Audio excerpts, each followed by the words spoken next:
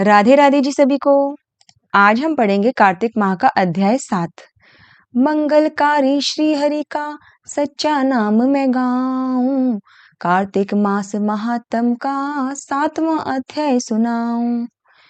तो नारद जी ने कहा, हे राजन, कार्तिक मास में व्रत करने वाले नियमों को संक्षेप में बतलाता हूँ, उसे आप सुनिए। व्रती को सब प्रकार की अभिष्ट पदार्थ जैसे कि मांस, उड़द, राई, खटाई, नशीली वस्तुओं का त्याग कर देना चाहिए। व्रती को दूसरों का अन्न ग्रहण नहीं करना चाहिए, किसी से द्वेष नहीं करना चाहिए और तीर्थ के अतिरिक्त कोई और यात्रा नहीं करनी चाहिए। देवता, वेद, ब्राह्मण, गाय, व्रती, नारी, राजा, गुरुजनों की निंदा नहीं करनी चाहिए। व्रती को दाल, तिल, पकवान व दान किया हुआ भोजन ग्रहण नहीं करना चाहिए। किसी की चुगली, निंदा भी नहीं करनी चाहिए। किसी भी जीव का मांस नहीं छूना चाहिए। पान, कत्था, चूना, नींबू, मसूर, बासी, झूठे अन्न का भी प्रयोग नहीं करना चाहिए। गाय, बकरी और भैंस के अतिरिक्त किसी और का दूध, पशु का दूध नहीं पीना चाहिए। कांसे के पात्र में रखा हुआ पंचगम्य बहुत छोटे घड़े का पानी तथा केवल अपने लिए पकाया हुआ अन्न ही प्रयोग करना चाहिए। कार्तिक माह का व्रत करने वाले मनुष्य को सदैव ब्रह्मचर्य का पालन करना चाहिए। उसे धरती पर सोना चाहिए और दिन के चौथे पहर में केवल एक बार पत्तल मर भोजन करना चाहिए। व्रती कार्तिक माह में केवल नरक चतुर्दशी के दिन शरीर पर तेल लगा सकता है।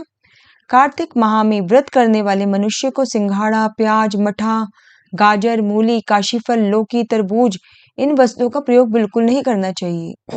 तजस्वला, चांडाल, पापी, मलेच्छन, पतित, व्रतहीन, ब्राह्मण द्रोही और नास्तिकों से बातचीत नहीं करनी चाहिए।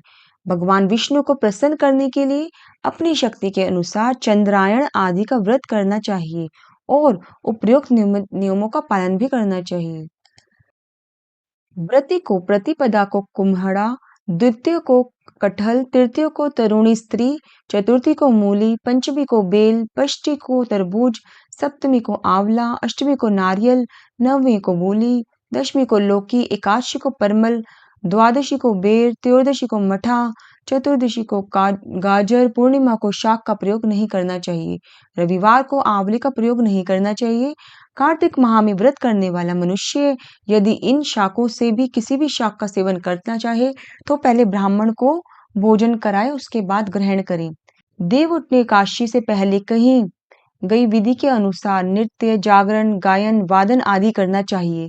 इसको विधि पूर्वक करने वाले मनुष्य को देखकर यमदूत ऐसे भाग जाते हैं जैसे सिंह की गर्जना सुनकर हाथी भाग जाता है। कार्तिक माह का व्रत सभी व्रतों में श्रेष्ठ है।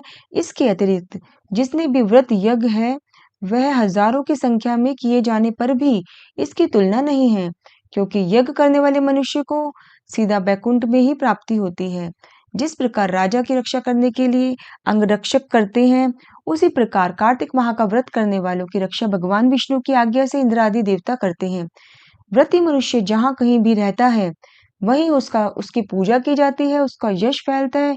उसके निवास स्थान पर भूत, पिशाच आदि का कोई मतलब नहीं रहता। विधि पूर्वक कार्तिक माह का व्रत करने वाले मनुष्य के पुण्यों का वर्णन करने में ब्रह्मा जी भी असमर्थ हैं। यह व्रत सभी पापों का नष्ट करने वाला, पुत्र पौत्र प्रदान करने वाला, धन्य धान्य की वृद्धि करने वाला है। तो हमारा कार्तिक का अध्याय 7 यहीं पे समाप्त होता है। कल फिर मिलेंगे अगले अध्याय के साथ। तो सभी को राधे राधे, जय श्री कृष्ण।